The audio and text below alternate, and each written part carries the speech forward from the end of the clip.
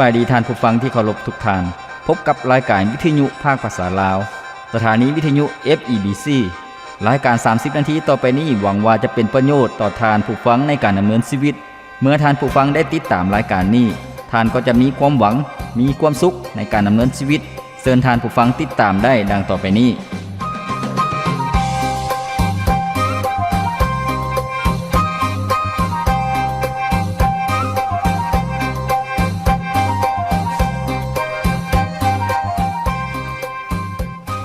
ท่านผู้ฟังที่เคารพในมื้อที่ผ่านมาพวกเราได้รับฟังนำกันในหัวข้อที่บอกว่าจงดำเนินชีวิตคือกันกับเกลือและความสว่างของโลกนี้ซึ่งพวกเราได้รับฟังนำกันนั่นก็คือจุดประสงค์เป้าหมายของพระเจ้า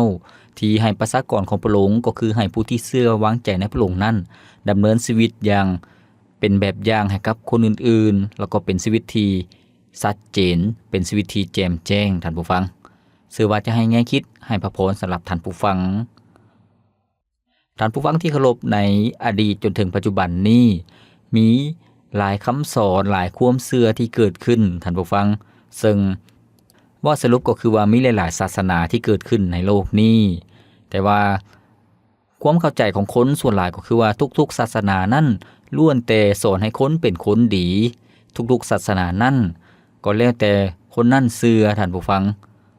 โดยบ่ได้สนใจว่าความเชื่อของเขาเจ้านั้นเป็นความเชื่อที่จริงหรือบ่เป็นความเชื่อที่แท้จริงหรือบ่พระที่เขาเจ้าเชื่อวางใจนั้นพระที่เขาเจ้ายึดถือหรือว่า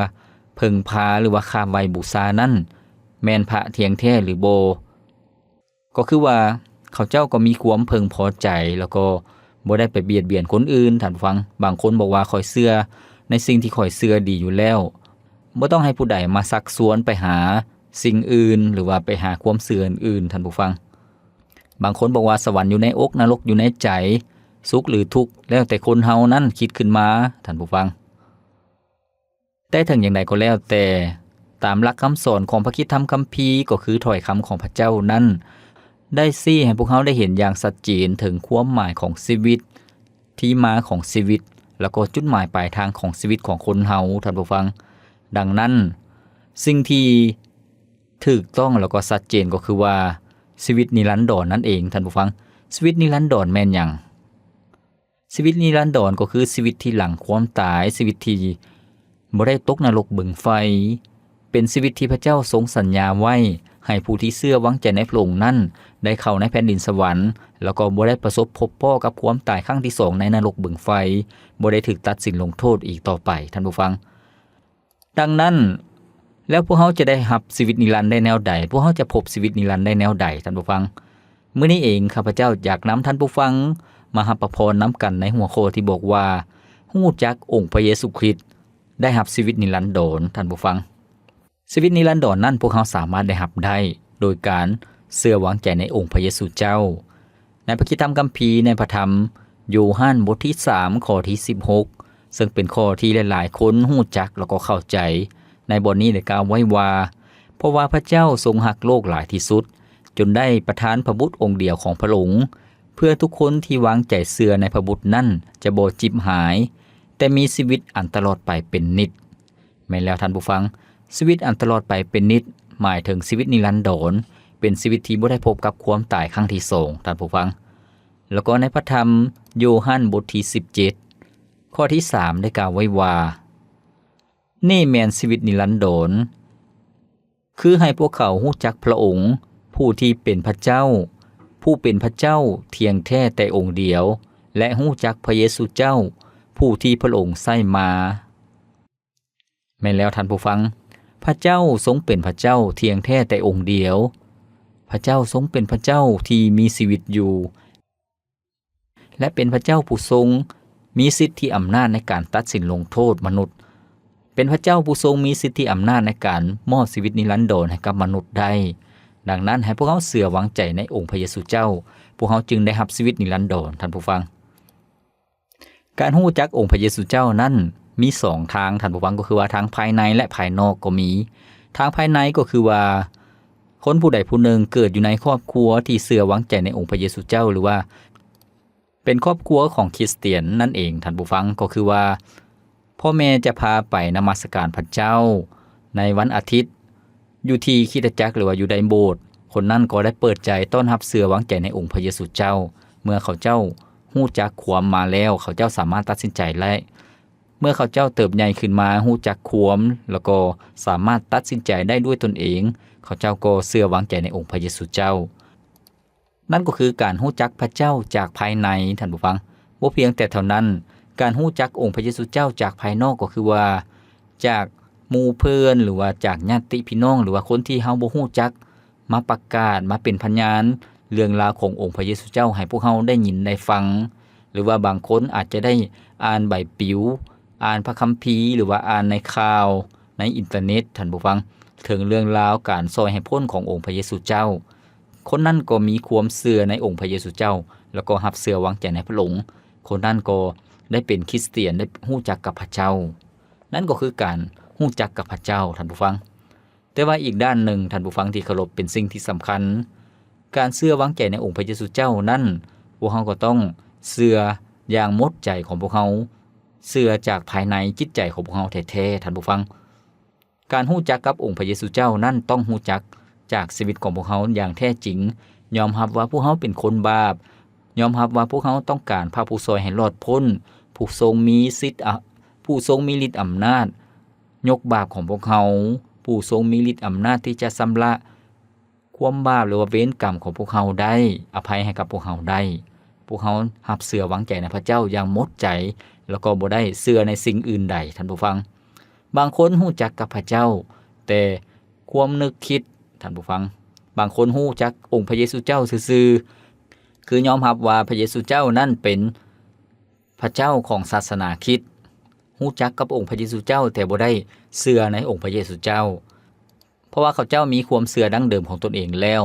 มีพระของเขาเจ้าอยู่แล้วมีศาสนาของตนเองอยู่แล้วจึงบ่จำเป็นต้องเชื่อวางใจในองค์พระเยซูเจ้าฮู้จักพระเยซูเจ้าแต่บ่เชื่อก็มีหลายคนท่านผู้ฟังดังนั้นชีวิตของพวกเฮาเมื่อพวกเฮาฮู้จักองค์พระเยซูเจ้าพวกเฮาก็ได้รับชีวิตนิรันดรเป็นชีวิตที่แท้จริงท่านผู้ฟัง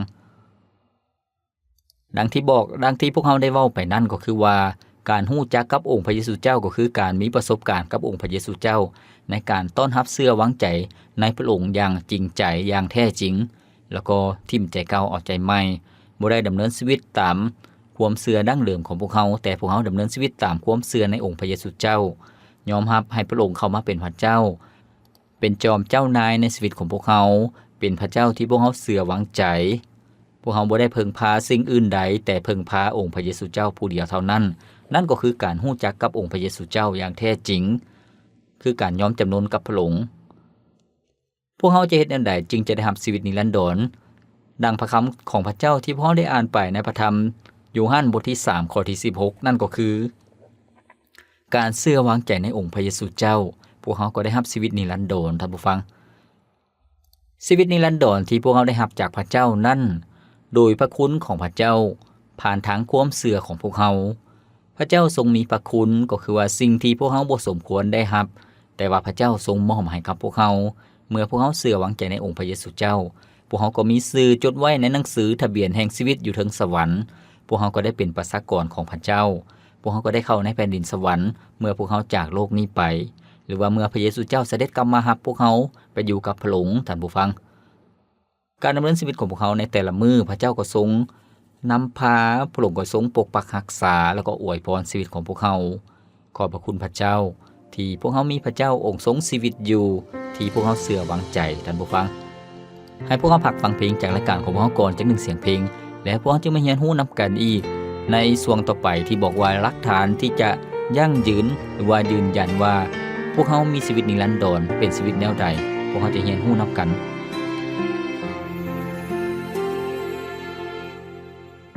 ถ้าหากชีวิตคนเฮาที่เป็นไปจะทำสิ่งใดได้ดังที่ใจเฮาต้องการสิ่งที่ใฝ่ฝันที่ทุกคนต้องการนั่นคือการไปสวรรค์ด้วยกันทุกคนแต่กับชีวิตความจริงที่เป็นอยู่ มนุษย์บ่ฮู้ว่าตนบาปหลายเท่าใดแต่พระเจ้าฮู้พระองค์ทรงเมตตาช่วยนำพาพระเยซูมาไถ่บาปเฮาและในวันนี้ทุกคนจึงมีสิทธิ์ขึ้นสวรรค์สิ่งที่ใฝ่ฝันได้กลายเป็นจริงเพียงเฮายอมรับให้พระเยซูเป็นพระผู้ไถ่และจงไว้ใจพระองค์คือผู้นำทางเพียงอยากให้หูความจริงที่มีว่าพระองค์นั้นนาทรงหักพวกเฮาทุกคนอยากให้เฮาหูให้เฮาได้เข้าใจว่าบ่มีสิ่งใดที่จะเปรียบปานถ้ามีปัญหาและเรื่องใดที่เฮากังวลให้อธิษฐานและไหว้วอนให้เฮาทูลขอจากพระองค์ผู้เป็นพระเจ้าและจงมั่นใจเชื่อในพระสัญญา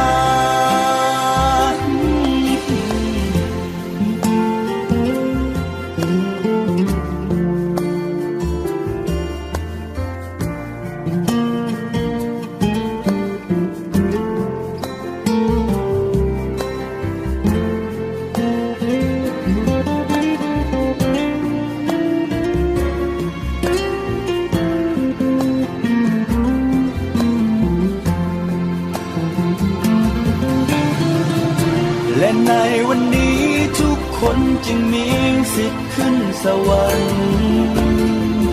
สิ่งที่ใฝ่ฝันได้กลายเป็นจริงเพียงเฮายอมรับให้พระเยซูเป็นพระผู้ไถ่และจงไว้ใจพระองค์คือผู้นำทางเพียงอยากให้หู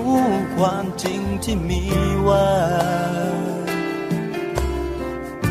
พระองค์นั้นนาทรงหักพวกเฮาทุกคนอยากให้เฮาหูให้เฮาได้เข้าใจว่าบ่มีสิ่งใดที่จะเปรียบปานอยากให้เฮาหูให้เฮาได้เข้าใจว่าบ่มีสิ่งใดที่จะเปรียบ แม้แล้วท่านผู้ฟังที่เคารพพระเจ้าอยากให้พวกเฮาฮู้อยากให้พวกเฮาเข้าใจว่าบ่มีผู้ใดสามารถสอยพวกเฮาให้เข้าในแผ่นดินสวรรค์ได้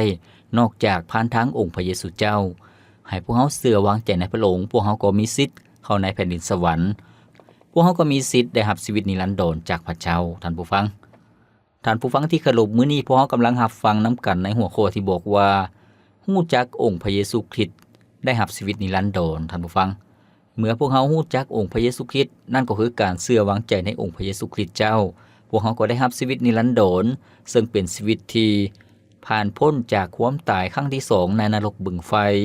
ชีวิตที่ผ่านพ้นจากการถูกตัดสินลงโทษชีวิตของพวกเฮาจะบ่ได้ถูกตัดสินลงโทษตกนรกบึงไฟเพราะว่าพวกเฮาเชื่อวางใจในพระเจ้าพวกเฮาได้เข้าในแผ่นดินสวรรค์ 100% เพราะว่าพระเจ้าทรงเป็นผู้รับประกันเป็นผู้ยั่งยืนท่านผู้ฟังให้พวกเฮามาเรียนรู้นำกันต่อหลักฐานยั่งยืนหรือว่ารับประกันว่าชีวิตของพวกเฮานั้นได้รับชีวิตนิรันดรซึ่งเป็นผลจากความเชื่อวางใจในองค์พระเยซูคริสต์ซึ่งเป็นผลจากพวกเฮาได้รับชีวิตนิรันดร์ของพระเจ้านั่นก็คือว่าชีวิตของพวกเฮานั้นมีการเปลี่ยนแปลงแล้วก็มีสิ่งที่ดีๆเกิดขึ้นในชีวิตของพวกเฮาเป็นสิ่งที่เป็นพยานว่าพระเจ้าทรงเฮ็ดเวียกทรงเคลื่อนไหวในชีวิตของพวกเฮาแท้ๆในพระธรรมคาลาเตียบทที่5ข้อที่22-23ในบทนี้ได้กล่าวไว้ว่าแต่ผลของพระวิญญาณนั่นคือความหักค ความสมสื่นยินดี สันติสุข ความอดทนดนนาน ความเมตตาปราณี ความดีความสัตย์ซื่อความสุภาพอ่อนหวาน การรู้จักบังคับตนซึ่งกฎหมายที่ห้ามสิ่งเหล่านี้ก็บ่มีแม่นแล้วท่านผู้ฟังนี่ก็คือสิ่งที่พระคัมภีร์ได้เปิดเผยให้พวกเราเห็นว่าคนที่เชื่อวางใจในองค์พระเยซูเจ้านั้นก็มีชีวิตที่เกิดผลท่านผู้ฟังมีชีวิตที่เกิดผลหมายถึงชีวิตที่สำแดงออกมาให้พวกเราเห็นอย่างจะแจ้งชีวิตที่ได้รับการเปลี่ยนแปลงท่านผู้ฟังดังที่พวกเขาได้รับรู้นำกันตั้งแต่ช่วงทำอิฐจนถึงปัจจุบันก็คือว่าการรู้จักองค์พระเยซูคริสต์เจ้าก็ได้รับชีวิตนิรันดรท่านผู้ฟังชีวิตนิรันดรนั่นเป็นสิ่งที่พระเจ้าทรงสัญญาให้กับพวกเขาเป็นสิ่งที่พระเจ้าทรงประทานให้โดยพระคุณของพระองค์ซึ่งพวกเขาบ่ได้สมควรได้รับแต่พระเจ้าทรงมอบให้พวกเขาได้รับชีวิตนิรันดรพวกเขาบ่ได้ถูกตัดสินลงโทษตกนรกบึงไฟพวกเขาบ่ได้ประสบพบพ่อกับความตายครั้งที่2ในนรกบึงไฟพวกเขาบ่ได้มีสิทธิ์มีส่วนในอาณาจักรของความมืดอาณาจักรของความตายก็คือผีมารร้ายผีมารซาตานและคนที่เป็นคนอาธรรมคนชั่วร้ายพวกเขาบ่ได้มีสิทธิ์มีส่วนพวกเขาบ่ได้ถูกตัดสินลงโทษอย่างทนทุกข์ทรมานร่วมกับคนประเภทเหล่านั้นท่านผู้ฟังสิ่งที่สำคัญที่พวกเขาได้รับเมื่อพวกเขาเชื่อวางใจในองค์พระเยซูเจ้าก็คือชีวิตนิรันดรเป็นพระพรฝ่ายวิญญาณก็คือว่าสิ่งที่พวกเขาเบิ่งบ่เห็นแต่พวกเขาเชื่อเพราะเป็นคำมั่นสัญญาของพระเจ้าท่านผู้ฟังแล้วก็บ่เพียงแต่เท่านั้นเมื่อพวกเขาเชื่อวางใจในองค์พระเยซูเจ้าก็มีหลักฐานยั่งยืนหรือว่าสิ่งที่ยืนยันรับรองว่าชีวิตของพวกเขานั้นได้รับชีวิตนิรันดรก็คือชีวิตของพวกเขานั้นได้รับการเปลี่ยนแปลงใหม่มีผลออกมาท่านผู้ฟังซึ่งพระคัมภีร์ที่พวกเขาได้อ่านไปนั่นก็คือผลของพระวิญญาณบริสุทธิ์เจ้าที่เฮ็ดเวียกอยู่ในชีวิตของพวกเขาผลของพระวิญญาณบริสุทธิ์เจ้าเฮ็ดเวียกในชีวิตของพวกเขาแนวใดดังที่พวกเขาได้ฟังไปก็คือว่าเมื่อพวกเขาได้ยินได้ฟังข่าวประเสริฐเรื่องราวขององค์พระเยซูเจ้าและพวกเขายอมสารภาพบาปของพวกเขาแล้วก็รับเชื่อวางใจในองค์พระเยซูเจ้าให้พระองค์เข้ามาเป็นพระเจ้าพระผู้ช่วยให้พ้นในชีวิตของพวกเขาเวลานั้นเองพวกเขาก็ได้รับพระวิญญาณบริสุทธิ์เจ้าที่เข้ามาประทับหรือว่าเข้ามาสถิตในชีวิตของพวกเขาเมื่อพระวิญญาณบริสุทธิ์เจ้าประทับอยู่ในชีวิตของพวกเขาแล้วพวกเขาบ่แม่นเจ้าของตัวพวกเขาแต่พระเจ้าทรงเป็นเจ้าของชีวิตของพวกเขาแล้วก็ชีวิตของพวกเขานั้นก็บ่ได้ถูกเบียดเบียนหรือว่าบ่ได้ถูกผีมารร้ายเข้ามาสิงอีกต่อไป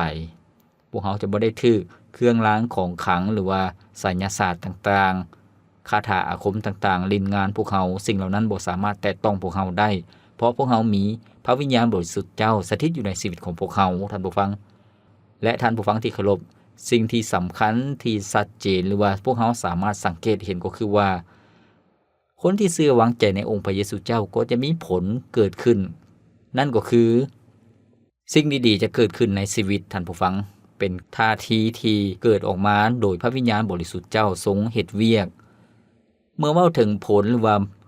หมากผลบ่ต่างหยังกับพวกเขาปลูกหมากไม้ท่านผู้ฟังบ่ว่าจะเป็นหมากฮุงหมากม่วงหมากมี่หมากขามหมากไม้ประเภทต่างๆมันก็จะออกใบแล้วก็ออกดอกเมื่อออกดอกแล้วก็ต้องออกหมากท่านผู้ฟังนั่นก็คือผลนั่นเองเป็นผลผลิตเช่นเดียวกันเมื่อพวกเขาเชื่อวางใจในองค์พระเยซูเจ้าชีวิตของพวกเขาก็จะมีผลออกมาซึ่งเป็นผลของพระวิญญาณบริสุทธิ์เจ้าซึ่งพวกเขาเห็นในบทนี้ก็คือว่ามีความรักพวกเขาจะมีความรักซึ่งเป็นผลของพระวิญญาณบริสุทธิ์เกิดขึ้นท่านผู้ฟังบางท่านยังบ่มีประสบการณ์ในการมีความรักหรือว่ารักคนอื่นโดยบ่มีเงื่อนไข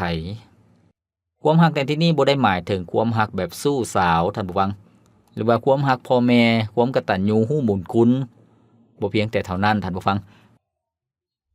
ความรักที่พวกเขากำลังเว้าถึงนี้ซึ่งเป็นความรักที่มาจากพระเจ้าก็คือพวกเขาสามารถรักคนอื่นๆได้ซึ่งเป็นความรักที่บ่มีเงื่อนไขก็คือว่าถึงแม้ว่าเขาเจ้าบ่ได้เฮ็ดคุณงามความดีให้กับพวกเขาก็ยังสามารถรักเขาเจ้าได้ซึ่งเป็นความรักที่อัศจรรย์ซึ่งเป็นความรักที่พวกเขาบ่คาดคิดมาก่อนนั่นก็คือผลของพระวิญญาณบริสุทธิ์ที่ทรงเฮ็ดเวียกในชีวิตของพวกเขาท่านผู้ฟังเมื่อท่านผู้ฟังสังเกตเบิ่งชีวิตของตนเอง ก่อนที่มาเชื่อวางใจในองค์พระเยซูเจ้า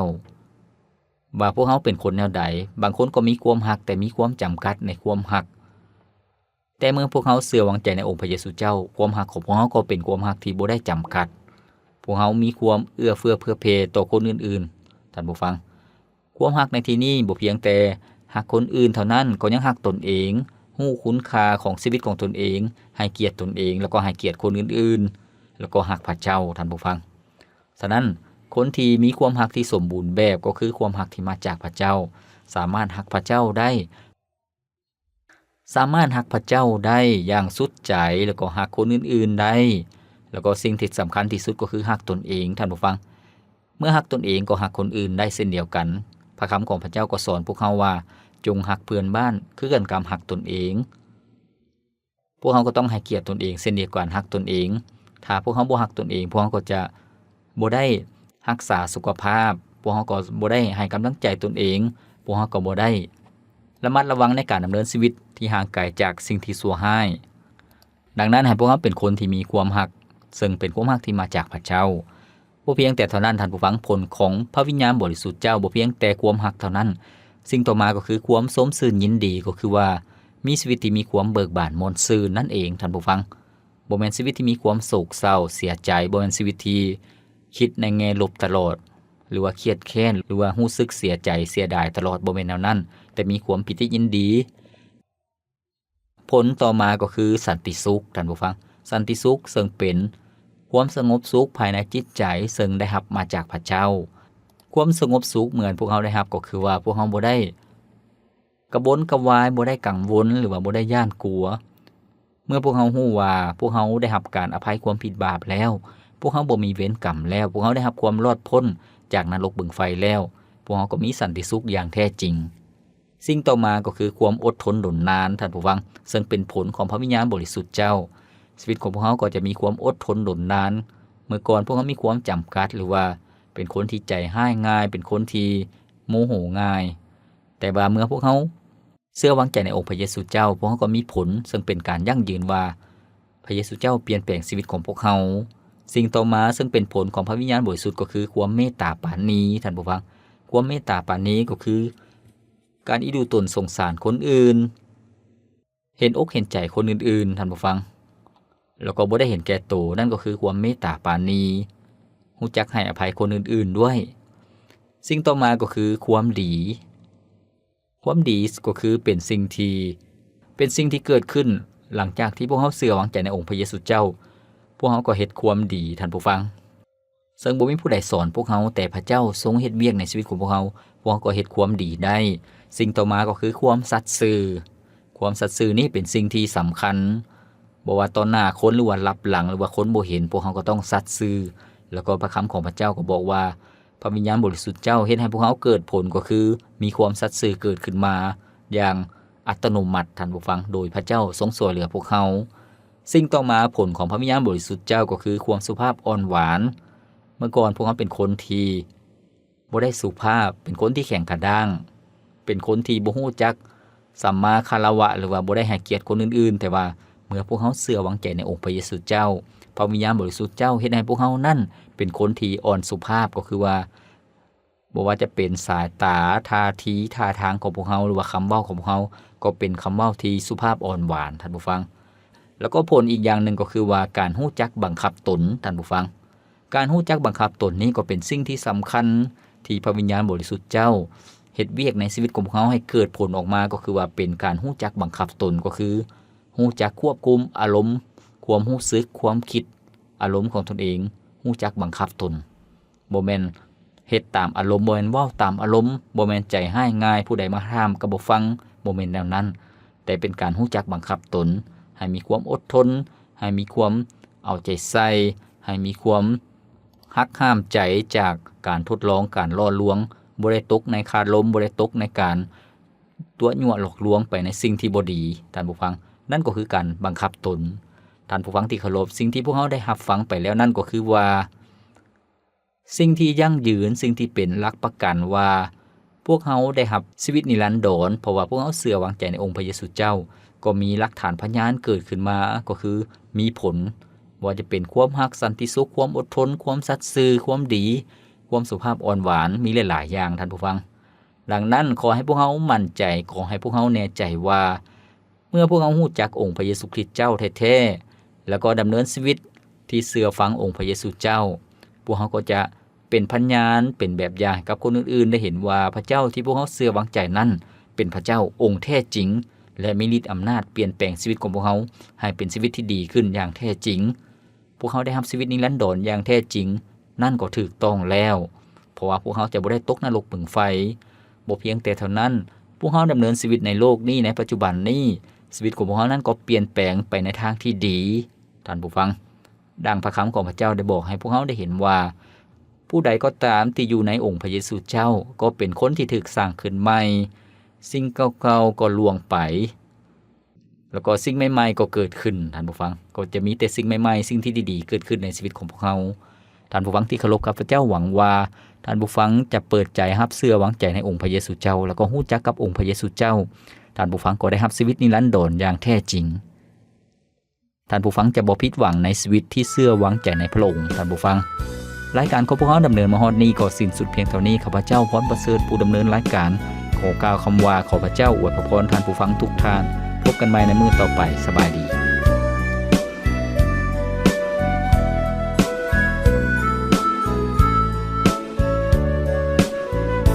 หากชีวิตสิ้นสุดเพียงความตายจะมีค่าอันใดจะมีค่าอันใดเงินคำบอกคือสิ่งต้องการมีประโยชน์อันใดหากวันนี้ต้องจบชีวิตลงจะมีค่าอันใดจะมีค่าอันใดเงินและคำที่มีมากมายจะเอาไปได้บ่หากวันนี้องค์พระเยซูกลับมาจะมีค่าอันใดจะมีค่าอันใดคงต้องพบด้วยน้ำตาแล้วความตายนิรันดร์จงละทิ้งชีวิตวันนี้เถิดนะก้าวเข้ามารับชีวิตใหม่องค์พระเยซูผู้ทรงเมตตาทรงหักเขาตลอดไป